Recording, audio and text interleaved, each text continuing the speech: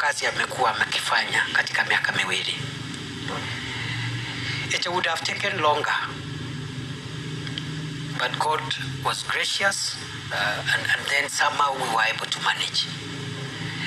Now, those things do not translate directly into people's income, but they are important. They have the things I have said: low inflation, stronger shilling, low interest rates, fuel prices that are manageable, prices of essential commodities that are manageable. Those things are called macroeconomic indicators, and they're important for us now to do the programs that bring money to the pockets of Mwananchi. Without addressing inflation, the strength of the currency, interest rates, etc., you cannot have the kind of programs now we want to roll out to increase money in the pockets of Mwananchi. And therefore, the last 2 years, that is the work government has been doing.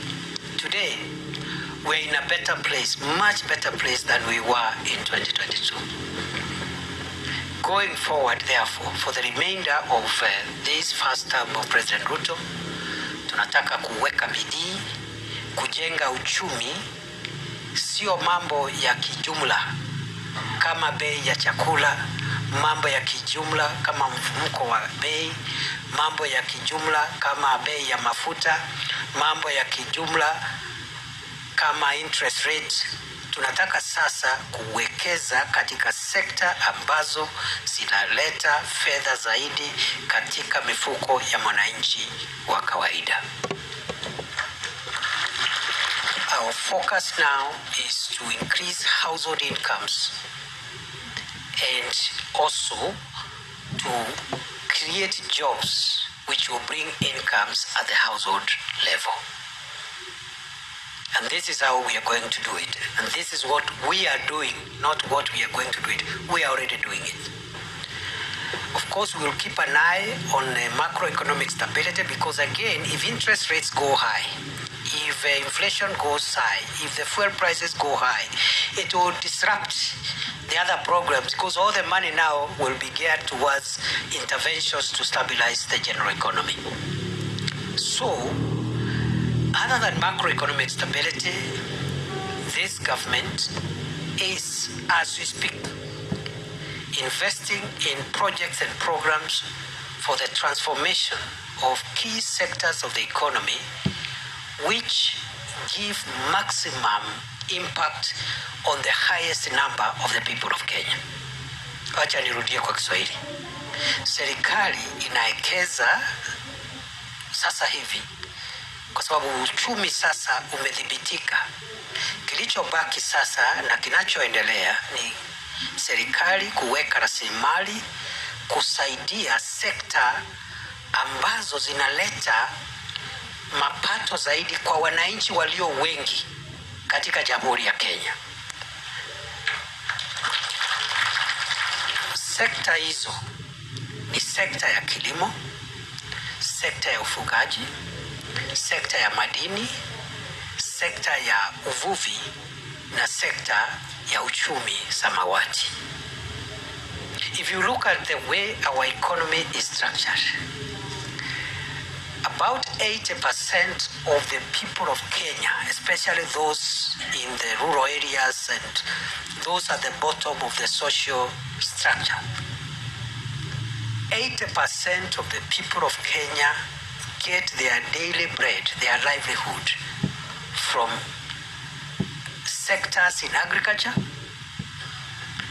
livestock, fishing, in blue economy, and also the maritime economy and mining.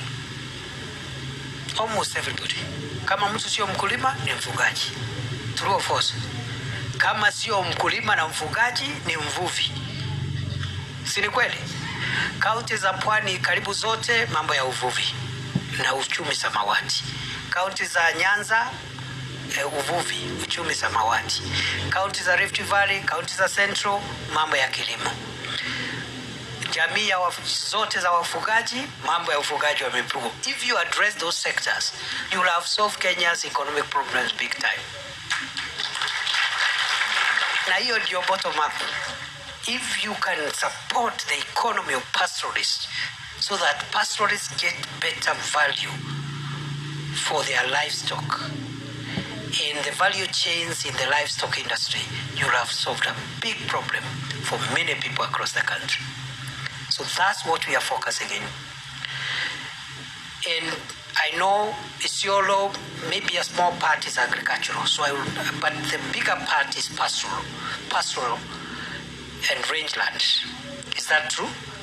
So the livestock sector, therefore, is very critical for Kenya Kwanza. We are making interventions to make sure the livestock sector brings wealth to as many people as possible at the household level. That's why, for example, we are insisting on the voluntary vaccination of livestock to give it ability to withstand epidemics, but also for us to work on the emerging livestock market outside the country, which requires certain health standards, including immunization for our beef and other livestock products to enter the markets in the Middle East and the other parts of the world. Okay? Kenya is the third largest. Kenya has the third largest livestock herd in Africa. Kenya kwa idadi ya mifugo tuko namba 3 katika Afrika baada ya Sudan na Somalia. With 22 million cattle, with 50 million small stocks, sheep, goat. So we are a powerhouse for livestock and livestock ecosystem, like livestock sector, value chains. We must vaccinate our livestock so that we can now start exporting livestock and livestock products everywhere in the world, and we have enough market already. President Ruto signed last month a very comprehensive agreement with the United Arab Emirates government, and we are also closing in on other Middle East countries so that our livestock can enter those markets, but we must vaccinate our livestock. Other than that, except the meat and milk and other products,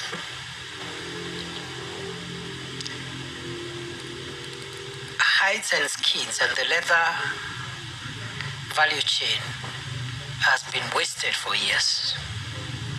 Hides and skins are almost thrown out, away to dogs and hyenas. Some are sold at 20 shillings, 30 shillings a kilo, isn't it? Others are given out for free. The hide and skin and leather value chain is one of the most valuable aspects of the livestock value chain. That's why we are setting up the leather industrial park at Kenani, which is almost getting complete now. And before the end of the year, it will be commissioned. That huge livestock leather industrial park in Kenani, in Mavoko, is going to take all the hides and skins from Kenya. Ata demand aitatosha. And the value, the price of hides and skins will go high. But the leather industrial park is also a value addition hub. Ya kubadilisha ile ngozi ikuwe leather, from hide and skin to leather. And then from leather to leather products like shoes, bags, etc. The employment, the contribution of that hide and skin and leather value chain in the economy. Right now we are getting less than 10 billion. But with that industrial park operational, and we hope it will be commissioned before the end of the year, we will raise the input into the economy of the leather value chain from 10 billion to 150 to 160 billion a year. Hiyo ngozi si ni wafugaji watauza, alafu pia watoto wataandikwa pale. Right now the leather industry employs 17,000 people across the country. That intervention alone by the Kenya Kwanza administration, which is almost complete, will create an additional 120,000 jobs in that leather industry. Industries that use leather to make leather products are now angling to set up shop in Kinani. We have over 300 applicants in the expression of interest that was given the other day, including top-notch global leather products companies like Gucci, which make designer bags. They want to come and set up there. That is how you transform a country. You don't transform a country by talking and by throwing hate, division, and tribalism. And you develop a country by saying, how can we convert the resources that God has given us, different parts of the country, from agricultural produce to livestock products? How do we transform that into the wealth and distribute that wealth to as many people as possible, especially those that are at the bottom of the pyramid? So I've just given you an example of what we are doing as we speak. I went to visit that leather industrial park with just a few things remaining, like the tarmacking of the road, about 17 kilometers are yet to be done. There's a bit of upgrading of the power substation, which is ongoing before the commissioning. The warehouses are ready. The water effluent treatment plant is complete, and that is 60% of the cost of setting up a leather industrial park, that effluent truck plant alone. So we are doing this to make sure that our pastoralists don't waste the resource that God gave them, their livestock. If they sell their meat, they sell their meat at good prices here and abroad. If it is leather, that leather is bought at a good price, and we employ young people in industries to convert that leather into leather product. You create jobs, create wealth, and make as many people in Kenya happy. I will not tell you what we are doing in fisheries and blue economy, because there is no blue economy in Isiolo. But there are some counties where we are looking at transformation in the next few months, because when we complete the fish ports we are doing in Shimoni and Liwatoni, the fish landing sites along the Indian Ocean and along Lake Victoria, that value chain is going to change the livelihoods of those brothers and sisters from those counties in a very big way. We are working with beach management units to give them grants to buy good fishing gear. A lot of work is happening, but there is nobody to tell the people, and what the people are being told is that nothing is happening and this government is doing nothing. So I'm just wondering what they will say when the president shortly in a few months goes and commissions the transformational Kenya Leather Industrial Park in Kenani. I wonder what they will say. And that's not the only intervention. I just gave that as an example. Livestock and so on. So I want to say first, we are transforming, that is the second, other than macroeconomic stability, we are transforming sectors that impact on the majority of the people in agriculture, livestock, fishing, and blue economy, and mining. Na mimi najua hapo Isiolo pia, the potential for mining is huge, isn't it? Si tulikuwa na nyinyi pale Kom and many other places. That wealth should benefit Kenya and should benefit the people of Isiolo. So again, I'll be calling a sector-by-sector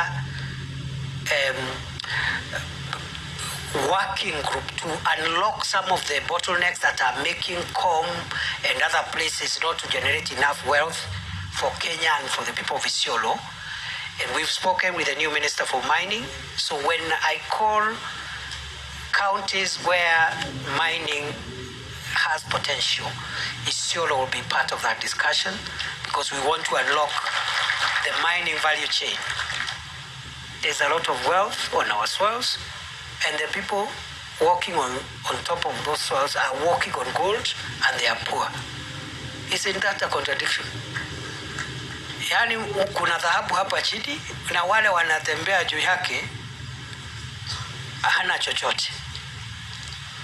So once we unlock that ecosystem, it will have a lot of impact. The third thing we are doing is to build support infrastructure that will help these value chains to generate wealth for people and for the country.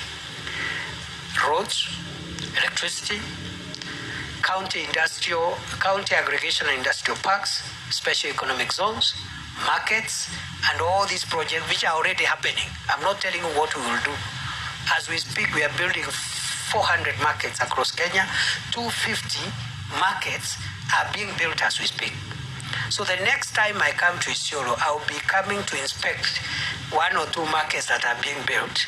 Ndio niambie contractor waharakishe, ndio ikikamilisha niite mdosi yangu akuje afungue. The next time I come to Isiolo, I will be coming to inspect the roads project which are ongoing. Niambie contractor harakishe, barabara ikikamilika niite mdosi yangu akuje commission. The next time I come to Isiolo, I will be coming to launch or commission last mile electricity projects in the areas in Isiolo where we do not have electricity. Isiolo is one of the counties with the lowest electricity connectivity percentage. We now have money because now the economy has been stabilized. We now have money for electricity as we speak. We have money for roads as we speak. See, kama tunaelewana. 2 years ago it was impossible. Every shilling we were getting, either we paid debts, salaries, or we handle the fuel and the currency stabilization and all these interventions. Today, as we speak, we have 36 billion for electricity. So nikikuja Isiolo, na waheshimiwa already mmeambiwa mupeane villages ile mungetaka priority. Those MPs will tell you from Isiolo. Na ile kamati tutaunda isaidiane na MPs tuhakikisha kwamba Isiolo imebenefit maximally from the 36 billion countrywide which is available for power. Na mimi nitakuwa pale nikifuatilia as I follow for the other counties across Kenya. Kwa sababu mkisema alisema tafuatilia Isiolo, watu watafikiria ni vile mimi ni jirani yenu. Si namna hiyo. So we have money for electricity, we have money for roads. Ile barabara ilikuwa imekwama, mimi nakuja kuangalia ndio tutafute tuweke sasa pesa ya kukwamua. Tutakwamua ile barabara ilikuwa imekwama. So the next time I come to Isiolo, I come with those answers. So the next 2.5 years, there is going to be a lot of change. In fact, the people who are spreading hate against government will have nothing to say. They'll be ashamed. Niliona rafiki wengine wetu ambao ni wako kwa upinzani siku wengine wakiwa kwa press conference, na ukiwaangalia wamekasirika. Wamekasirika kwa sababu rais ako Western na anapeana kwa wakulima wa miwa kule Western bonus. Na tangu miwa ianze kupandwa kule Western na Nyanza 1922, this is the first time sugarcane farmers in Kenya are receiving a bonus. Viwanda ya sukari yote ilikuwa imekufa. Mumias, Nzoia, Miwani yote imekufa. Sasa rais ameanza kufufua. Tulikuwa tunaleta sukari kutoka nje.